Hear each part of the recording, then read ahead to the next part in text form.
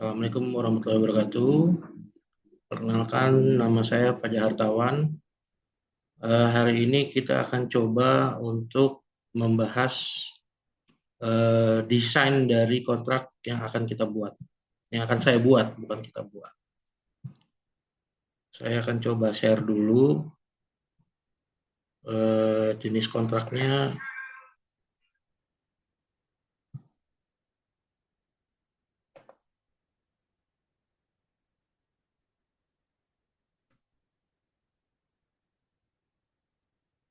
Ya, jenis kontrak yang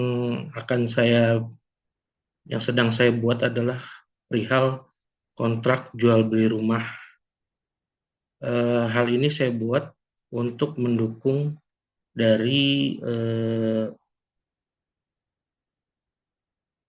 tema yang sudah kita terima dari pembicara-pembicara sebelumnya perihal masalah kontrak.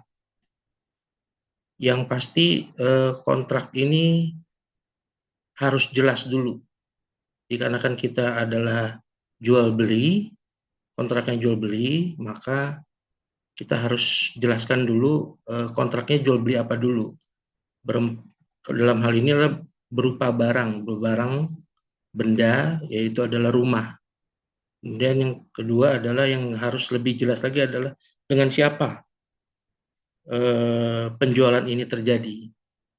Di sini ada dua pihak, yaitu pihak pertama sebagai penjual, pihak kedua sebagai pembeli. Di pihak penjual ini atau pihak pertama ini kita jelaskan juga, kita harus memberikan kejelasan juga. Siapa namanya, di mana dia tinggal, itu harus kita jelaskan. Kemudian yang kedua adalah pihak kedua sebagai pembeli. Di sini juga kita jelaskan dari siapa orang yang akan membelinya, baik itu perorangan ataupun perusahaan. Dalam hal ini saya coba untuk membuat yang orang, personal. Jadi saya lampirkan, kita bisa lihat di sini yang menjual ini adalah namanya Fajar, yang membelinya adalah Rosmila Dewi, yang dia itu tinggal tidak di Jakarta, namun tinggalnya di daerah Sumatera Utara. Kemudian setelah itu jelas, maka kita lanjutnya adalah ke pasal 1. Pasal 1 adalah objek yang akan dijual belikan. Objeknya ini apa?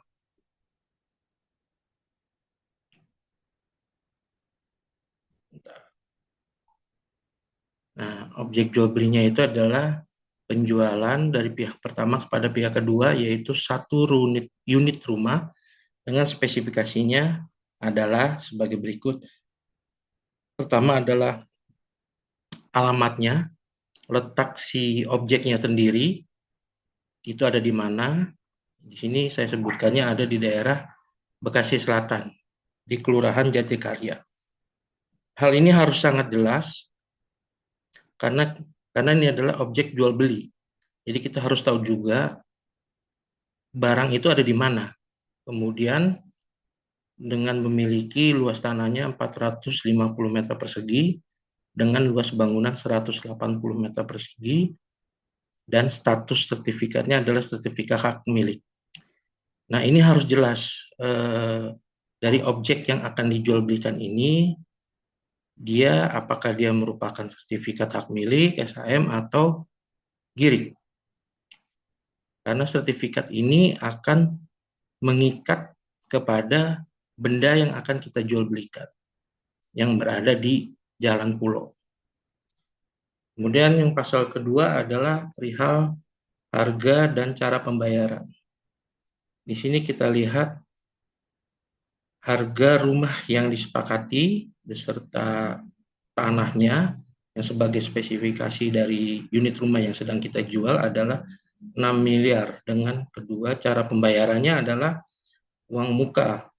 Nah, ini harus disebutkan apakah pembayarannya itu langsung atau ada dua tahap. Dia ada yang menggunakan uang muka atau tidak. Itu kembali lagi kepada kedua belah pihak. persetujuannya seperti apa. Kemudian pembayarannya sendiri dilakukan melalui apa? Apakah dia dalam bentuknya cash atau dalam bentuk transfer? Kalau di sini kita lihat adalah pembayarannya sendiri adalah merupakan melalui transfer bank. Nah, di sini juga harus disebutkan juga nih kita mau transfernya kemana? Ke banknya bank apa dan atas nama siapa dan juga nomor rekeningnya harus jelas. Karena kan nggak mungkin nih penjual pembelinya akan memberikan uang ke orang yang nggak jelas atau nama yang nggak jelas dan nggak tahu nomor rekeningnya kalau menggunakan transfer. Sedangkan kalau menggunakan menggunakan cash, kalau itu kan jelas karena uang ada di depan mata. Kemudian ini adalah di sini juga dijelaskan uang mukanya dibayarkan saat tanda tangan kontrak, penandatanganan kontrak. Jadi uang muka itu dibayarkan oleh pihak pembeli kepada penjual bisa melalui dengan cara transfer. Kalau di sini penjelasannya dengan melakukan secara transfer. Jadi begitu sudah tanda tangan kontrak, transfernya sudah dilakukan, kemudian dicek sama penjualnya sudah masukkah uang itu atau tidak. Kemudian di sini dijelaskan juga adalah untuk pelunasannya sendiri akan dibayarkan paling lambat tanggal 30 bulan 8. Nah, ini kita lihat juga. Ini rencananya penjualannya itu per tanggal berapa. Jadi kalau misalnya kejadiannya adalah misalnya dia menjual tanggal 25, berarti paling lambat setelah uang DP itu sudah diterima oleh penjual, maka pembeli harus melunasinya pada tanggal 30 bulan 8. Di sini juga semuanya harus terdokumentasi atau tertulis dengan jelas, baik merupakan tulisan dalam bentuk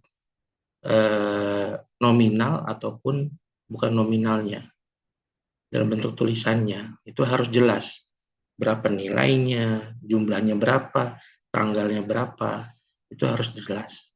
Kemudian kita lanjut ke pasal 3 adalah penyerahan dan balik nama. Rumah nomor 1 adalah rumah diserahkan secara fisik kepada pihak kedua setelah pembayaran lunas. Jadi ketika kita sudah pihak pembeli sudah memberikan kepada penjual uang muka, itu bukan berarti pihak kedua itu sudah menerima unit rumahnya dan tanah yang sedang dijual. Jadi dia baru bisa menerima itu setelah pelunasan. Nah, kedua adalah pihak pertama wajib membantu proses balik nama sertifikat ke pihak kedua. Di sini pihak pertama sebagai penjual adalah membantu proses atau memudahkan balik nama sertifikat yang dimiliki yang SHM tadi itu kepada pihak kedua. Kemudian biayanya sendiri nanti akan ditanggung oleh pihak kedua untuk biaya balik namanya. Di sini harus dijelaskan karena biasanya ini kembali lagi tergantung kesepakatan. Apakah biaya balik nama itu ditanggung oleh pihak pertama atau keduanya, bisa saja, cuma di sini dijelaskan adalah biaya itu ditanggung oleh pihak kedua. Kemudian pasal 4 adalah jaminan dan pernyataan. Pihak pertama menjamin bahwa titik awal adalah rumah adalah milik sah dan tidak dalam sengketa hukum. Yang kedua adalah rumah bebas dari jaminan, sitaan, atau hak pihak ketiga. Ketiga adalah tidak ada tunggakan pajak dan kewajiban lain atas rumah hingga tanggal serah terima. Jadi di sini dijelaskan oleh penjual itu memang benar-benar sertifikat hak milik itu tidak bersengketa hukum. Kenapa? Bisa jadi kalau itu tidak dijelaskan, tidak ada sengketa hukumnya, mana tahu nanti ada pihak lain mungkin entah dari saudaranya si penjual, itu sedang nggak baik-baik saja dengan si penjual sehingga itu menjadi rebutan lah istilahnya. Terus rumah ini bebas dari jaminan. Rumahnya ini tidak menjadi jaminan ke bank atau ke pihak siapapun. Sebagai pihak ketiga yang seandainya dia sedang memerlukan dana, memerlukan biaya, sehingga dijaminkan ini si rumah ini itu harus bebas dari hal-hal seperti itu. Jadi pihak si pembeli juga tidak merasa was-was bila dia membeli rumah dan lahan yang sudah dijualnya itu oleh pihak penjual. Itu harus jelas dan itu harus tertuang dalam kontrak karena itu menjadi bagian dari perjanjian mereka berdua. Kalau itu tidak disebutkan, kalau suatu saat nanti dari pihak keluarganya si penjual ada yang tidak setuju bahwasannya rumah itu dijual, itu menjadi masalah nantinya. Tentunya itu tidak diinginkan oleh pihak pembeli. Makanya pihak penjual pun memberikan jaminan itu. Memberikan jaminannya berupa apa? Dalam bentuk kontrak ini. Dalam bentuk kontrak ini, dia harus menyatakan bahwasannya tidak dalam sengketa hukum. Bisa nanti juga diberikan bahwasannya ada surat persetujuan, persetujuan bahwasannya rumah ini tidak bersengketa, tidak ada jaminan, itu bisa diberikan kepada pihak pembeli sehingga nanti bila di ke depan hari terjadi apa-apa, pihak pembeli bisa menunjukkan bahwasannya secara kontrak dan juga secara surat pernyataan ini sudah ada. Jadi pihak pembeli tidak lagi khawatir dan pihak penjual pun harus jujur sebenarnya, harus jujur kepada si pembeli apakah ini bersengketa atau tidak. Kemudian di kontrak ini juga saya mencoba untuk menyisipkan dari keadaan kahar atau disebut oleh force majeure. Force majeure adalah satu, pasal kelima adalah force majeure. Satu, force majeure adalah kejadian di luar kemampuan dan kendali para pihak yang menyebabkan terhambatnya atau tertundanya pelaksanaan kewajiban dalam perjanjian ini. Yang pertama adalah bencana alam yang terdiri dari banjir, gempa bumi, tsunami, dan kebakaran hebat. Nah, kemudian perang, kerusuhan, dan huru-hara. Kita kembali ke masalah banjir. Banjir ini tidak disebutkan seperti apa banjirnya yang terjadi. Apakah banjir hanya di daerahnya si penjual atau bagaimana? Dikarenakan ini tidak jelas, mungkin akan saya perjelas lagi adalah bencana alam dengan kondisi bencana alam nasional,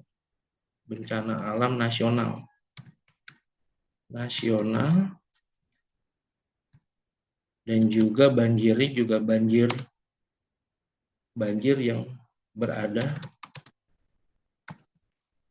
di tempat banjir nasional lah ya, yang tepatnya, sehingga membuat kesulitan itu di luar kendali dari pihak pertama atau pihak kedua. Yang ketiga adalah wabah penyakit atau pandemi. Pandemi di sini juga nasional ya, nasional. Kemudian kebijakan pemerintah atau larangan hukum. Nah ini dilihat juga nih ketika kebijakan pemerintah atau larangan hukum, kebijakannya adalah semisal untuk di daerah yang akan dijual tidak diperbolehkan ada penjualan aset apapun. Nah itu bisa saja tergantung dari pemerintah setempat, kebijakan pemerintah setempat ya. Pemerintah ini bisa pemerintah setempat atau nasional. Kemudian gangguan sistem perbankan nasional. Nah ini kembali nih, bila terjadi bencana alam, misalnya salah satu adalah gempa bumi. Gempa bumi, ketika terjadi gempa bumi, maka semua jaringan yang ada di perbankan bisa jadi dalam keadaan tidak normal. Nah, ketika tidak normal itu tentunya eh, untuk masalah pembayaran atau pelunasan yang akan dilakukan oleh pihak pembeli ini menjadi tidak mudah. Nah, itu kembali lagi deh tuh. Kalau sudah jaringan, karena di sini kenapa saya masukkan adalah gangguan sistem perbankan nasional, sistemnya ketika sistem rusak, maka sudah tidak dapat lagi terjadi yang tadi kita bahas di pasal cara pembayaran ya, pada pasal 2. Di sini cara pembayaran adalah melalui transfer ke rekening. Nah, yang namanya transfer ini kan pakai sistem nih. Nah, kalau sistem perbankannya sedang kolaps, tentunya tidak dapat dilakukan pembayaran. Nah, kemudian yang kedua, jika salah satu pihak tidak dapat melaksanakan kewajiban karena force majeure, maka pihak tersebut wajib memberitahukan secara tertulis kepada pihak lainnya maksimal 7 hari kalender sejak kejadian. Jadi kejadiannya ini bila mana kejadian bencana alam adalah nasional, maka pihak kedua, pihak pembeli itu harus menyurati dan menginformasikan kepada pihak penjual bahwasanya ada bencana alam sehingga membuat tidak memudahkan untuk melakukan pembayaran pelunasan. Kemudian kewajiban yang tertunda akan ditangguhkan selama masa force majeure berlangsung. Force majeure ini dari mana? Ketika berlangsungnya selama seminggu tentunya akan ditangguhkan tuh.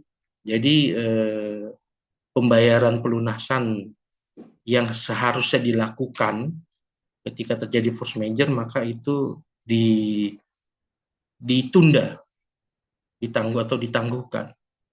Kemudian kedua belah pihak akan berunding kembali dan mencari penyelesaiannya bagaimana nih untuk pelunasannya bila sudah melakukan uang muka. Sudah membayarkan uang muka dulu nih untuk pelunasan bagaimana nih. Kedua belah pihak harus ketemu nih. Ketemu dan mencari solusi kira-kira bagaimana, apakah nantinya ya udah kalau gitu kita bisa bayar setelah kejadian ini selesai atau dari pihak penjual tetap meminta tetap ada pembayaran tapi diundur tapi tidak melalui transfer, melalui uang cash itu bisa saja. Terus kemudian apabila keadaan force ketiga adalah apabila keadaan force majeure berlangsung selama 60 hari dan tidak memungkinkan dilanjutnya perjanjian, maka masing-masing pihak berhak untuk membatalkan perjanjian ini tanpa penalti. Dan pembayaran yang telah dilakukan akan dikembalikan setelah dikurangi biaya-biaya yang telah timbul secara proporsional. Nah, ini bahasanya adalah biaya-biaya yang telah timbul secara proporsional. Jadi ketika si penjual itu sudah menerima uang muka, terus terjadi force majeure, dan itu berlangsungnya selama 60 hari, dan tidak memungkinkan untuk melanjutkan si perjanjian kontrak yang sudah mereka sepakati ini, pihak penjual itu harus mengembalikan uang yang sudah mereka terima, namun harus dikurangi dengan biaya-biaya yang timbul secara proporsional. Nah, proporsional ini balik lagi nih di poin kedua adalah kedua belah pihak akan berunding kembali untuk mencari penyelesaian yang adil dan layak. Maka ketika bahasanya adalah secara proporsional, tentunya mereka akan harus berunding lagi nih pihak penjual dan pembeli. Bagaimana nih proporsional menurut siapa dulu? Menurut dari pihak penjual seperti apa, pihak pembeli seperti apa? Entah nanti di situ untuk biaya-biaya pengurusan mungkin di situ ada ini ya, ada yang ngejaga dia harus ngurangin dari biaya itu, terus biaya immaterial yang pasti kita harus rembukan lah antara penjual sama pembeli, baiknya seperti apa. Kemudian pasal ke-6 adalah penyelesaian perselisihan. Nah, ini dia nih. Bila mana terjadi perselisihan ini nih. Nah, perselisihan ini banyak ini ya, banyak hal ya, apalagi tentang masalah jual beli nih. Jual beli ketika ada statement yang tidak terdokumentasi secara secara gamblang dan juga tidak tertulis itu akan menjadi masalah tuh nanti ke depan. Makanya untuk menyusun sebuah kontrak itu benar-benar harus semuanya tertulis dengan benar, bahasanya dengan baik dan mudah dimengerti oleh semua belah pihak, baik si penjual maupun si pembeli. Ketika terjadi penyelesaian, maka satu, segala sengketa diselesaikan secara musyawarah. Bisa nih dilakukan secara musyawarah seperti yang terjadi pada force major itu adalah perundingan. Jadi mirip seperti force major. Ketika ada penyelesaian masalah, kita bisa selesaikan secara musyawarah atau perundingan nih, baiknya seperti apa. Terus yang kedua adalah bila nggak jadi sepakat nih, nggak ada sepakat nih, tidak kejadian kesepakatan, maka penyelesaian akan melalui jalur hukum di Pengadilan Negeri Kota Bekasi. Ya itu adalah jalan terakhir. Jalan terakhir bila tidak menemui penyelesaian secara musyawarah. Ya kalau diharapkannya sih adalah penyelesaian itu akan selesai tidak ke jalur pengadilan negeri. Namun itu ya tetap harus ada perundingan lah antara penjual sama pembeli baiknya seperti apa. Kemudian yang ketujuh adalah penutup. Jadi untuk membuat kontrak itu harus jelas semuanya. Baik apa yang mau kita eh, jadikan bahan untuk menjadi kontrak, karena di sini adalah penjualan rumah, maka objeknya harus jelas. Terus yang kedua adalah siapa yang akan berkontrak. Di sini yang akan berkontrak ada penjual dan pembeli. Penjualnya harus jelas siapa orangnya, pembelinya juga harus jelas siapa orangnya, dan juga objek jual belinya ini harus jelas di mana, seberapa besar, dan juga statusnya dari si yang akan dijual ini. Karena ini jual beli rumah, orang akan melihatnya, oke, mungkin secara rumah dia nggak punya ini nih, yang dikhawatirkan nggak punya IMB. Ya kalau di kampung-kampung kan biasanya jarang tuh ada IMB. Nah ini harus diselesaikan dulu. Nah ini kalau di sini kan sudah sertifikat hak milik baik rumah maupun bangunannya sendiri. Kira-kira seperti itu. Nah ini tidak lupa lagi kita adalah dibuatkan tanggal berapa. Nah di sini dijelaskan untuk tanggal pembuatan tanggal 5 Agustus. Dan ini harus bermaterai, pakai materai. Di sini tanggal 5 Agustus kita kembali ke masalah cara pembayaran. Nah, cara pembayaran dibayar paling lambat tanggal 30. Artinya ketika membuat itu tanggal 5 Agustus, dia diberikan waktu sebanyak 25 hari. 25 hari kalender itu di sini dijelaskan tanggal 30. Jadi selama 25 hari itu diharapkan tidak terjadi apa-apa tuh. Namun bila nanti ada terjadi permasalahan seperti yang tertuang pada force major ini, nah tentunya ini akan menjadi perbedaan nih, akan menjadi beda gitu kan. Akan menjadi bedanya itu adalah ini sudah oke atau belum. Jadi force major, oh ini apa nih force majornya ternyata terjadi perang. Nah perang itu pun terkadang akan merusak sistem. Nah begitu sistemnya perbankan menjadi rusak, artinya transfer yang akan dilakukan oleh si pembeli kepada penjual tidak terjadi. Nah itu sudah jadi merupakan force major. Ketika situ sudah berlaku, force majornya itu berlangsung selama 60 hari dan tidak memungkinkan, nah balik lagi nih, maka akan dikembalikan. Dan tapi itu balik lagi, di sini diterangkan juga salah satu tidak dapat melaksanakan kewajiban force major, maka kedua belah pihak akan berunding. Di poin dua poin kedua titik ketiga adalah kedua belah pihak akan berunding kembali. Ini bahasa berunding kembali ini nih biasanya akan digunakan nih biar nanti semuanya akan menjadi ya lebih lebih enak aja lah. Dan yang pasti ketika itu sudah tertuang dalam sebuah kontrak, pihak pertama dan pihak kedua jadi paham oh mana yang bisa kita jalani. Nah ini penyusunan ini adalah orang-orang harus bisa disusun tidak merugikan kedua belah pihak. seperti yang saya bilang tadi, untuk menyusun sebuah kontrak ini harus bahasanya tegas, simple, jelas, apa-apa saja.